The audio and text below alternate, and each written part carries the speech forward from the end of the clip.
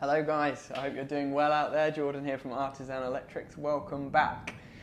You've caught me mid-job here and I wanted to show you this because it's a little bit of an interesting one today. This brick wall, these are called Cambridge bricks. They're solid as anything, very nice bricks. But basically this used to be an external wall and it was rendered or whatever.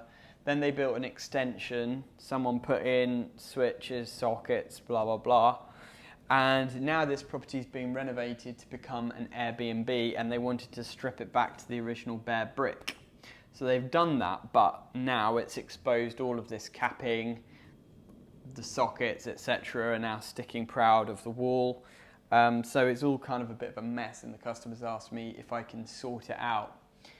So today we're doing kind of a temporary fix because they've got somebody coming in very soon to actually rent the place, so they just want it safe. But eventually, the plan will be to try and conceal all of this cabling in maybe some kind of galvanized trunking or conduit to make it look nice, a kind of industrial steampunk type feel. Maybe put some metal clad switches on here, metal clad socket. So I'd love to know your comments about how you would do this. I'll show you up and down and where the cables go and stuff.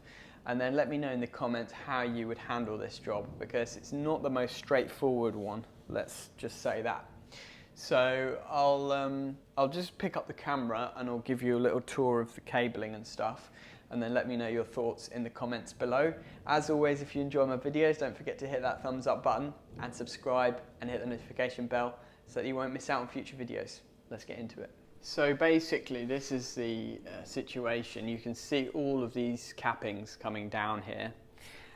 There was an additional switch here which I've just removed. That was this one, and basically it was just looped. The power feed was looped out of this into that switch, and then the switch line and neutral was going up in this capping.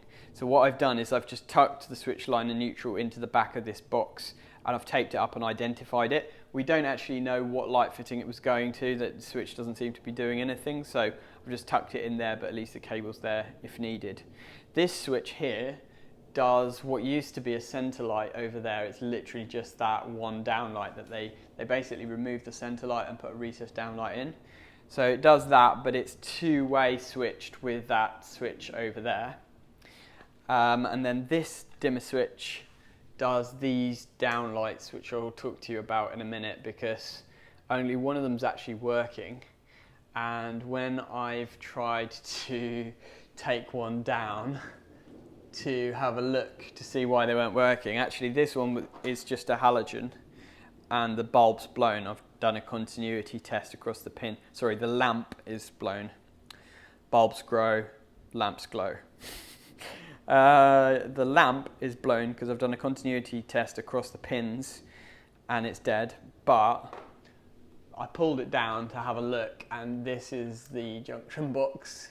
So they've obviously ran out of terminals in the junction box, so they've just twisted the CPCs together behind the junction box, which is not great. Presumably this is the main junction box and the other lights have just got a loop in, a loop out. So I've recommended to the customer that they just replace all of these with integrated LED downlights, because at the moment they've got them on a dimmer and these LED lamps are not dimmable, plus they've got the old transformers which were designed for halogens in there and they're not working properly with these LED lamps, so it all needs kind of sorting out. But yeah, that's a bit of a bodge, that junction box. So I could do with a Wago box putting on or something. So that's this switch. This is two-way again with that one over there. But the cable goes up, right? So this is important to note. This cable, just one cable in this capping, goes up. Then in this capping we've got three cables, feed in, feed out, and the 3-core for the two-way switching. And then in this capping we've got one cable which is just the old feed for an old light fitting that we don't know about. But in here we've got what seems like a 6mm and a 10mm bonding cable, which presumably the 6mm is for the cooker. There's a cooker switch over there. So I'm guessing that that goes to there somehow. Probably it goes up into the ceiling, over the ceiling, and then drops down to that cooker switch.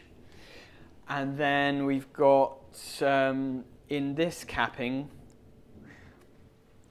it's hard to see because it's kind of sealed, but if we go down to the floor here, so all of these cappings go floor to ceiling, and this is a solid floor, so there's no way we can do anything with this. But if I just show you around the corner here, can you see that? We've got two 2.5 twin and earths, maybe even 3 actually in there, which presumably go into this capping. In fact, we can just see in the side of the capping there, you can just see them there. So that is the situation there. So probably it's, yeah, in fact I can get my finger behind here. 2 legs of the ring it looks like. So presumably that is the kitchen sockets ring. So do you get the picture now? We've got basically cooker circuit, main bonding, 2 legs of the ring, all going from down to up. And then we've got drops to these switches. Then here we've got an old socket which I'm going to remove now. That socket needs to stay, but it needs to be kind of made nice and neat. Presumably that's on a ring, so I'm going to take the cover off and have a look, but I'm guessing there's 2 cables going up there to the ceiling. So those would need to be put in galv conduit or something, which is easy to do. We can just slide the cables into the conduit and then put a metal clad box on, so that's not too bad. And then down here, that cable there, if you can see, it comes out of that capping and it goes through the wall. It's a 1mm twin and earth, and that is a switch cable for that light, which is actually 2-way switched with over there as well. So that needs to stay. So again, somehow we'd have to get this cable into some kind of conduit or trunking. So my thought about how to do this is to cut a hatch in the ceiling, cut the cables, thread conduit onto them, and then fix the conduit back and then rejoin the cables up above in maintenance-free junction boxes, and then seal it up again, and then they can repaint. However, they've just spent 1,500 quid painting this ceiling. It's probably Farrow and Ball paint or something like that. So they're a bit hesitant to damage the ceiling. So we've got to figure out what to do about that. We could put it in galvanized trunking, which would mean that we could kind of slide around the cables with the trunking. That might be an option, but I don't know how nice it would look. And I've never really used small galv trunking, so I'm not quite sure whether that would be a good idea or not. The problem is these are quite spaced out as well. So it's not like we can bunch them all up and put them into one big steel trunking and then like sort of tee off to the side or something. We might be able to actually, because we could cut the cables and joint them within the trunking then.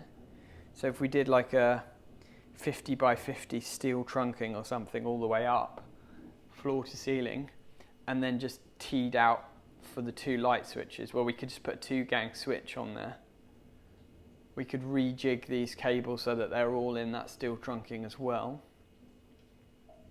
That might work. We'd still probably need to do a little bit of damage at the top there to get rid of these cappings, but that might work. And then here we probably have to do the same, just do a trunking down, put all the cables in, and then tee off into a metal clad double socket and come into the side of the metal clad double socket or something. Yeah. Anyway, I just thought I'd share that with you. It's an interesting little job. It's chucking it down with rain outside. So finally,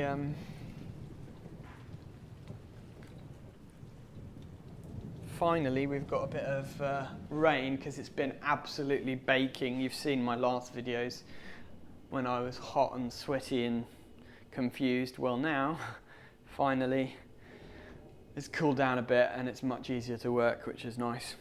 Actually, I've just noticed this. There is another cable going past there. It looks like a 2.5 to 1.5, so we'll have to take that into consideration as well. But that's probably why there are 3 2.5s on the other side there. So let me know in the comments, how would you sort this mess out? What is the most nice, beautiful way of doing it? I would love to know your thoughts as always. Thanks for subscribing. Thanks for hitting the like button. Thanks for hitting the notification bell. And see you on the next one. Thanks for watching and have a great day.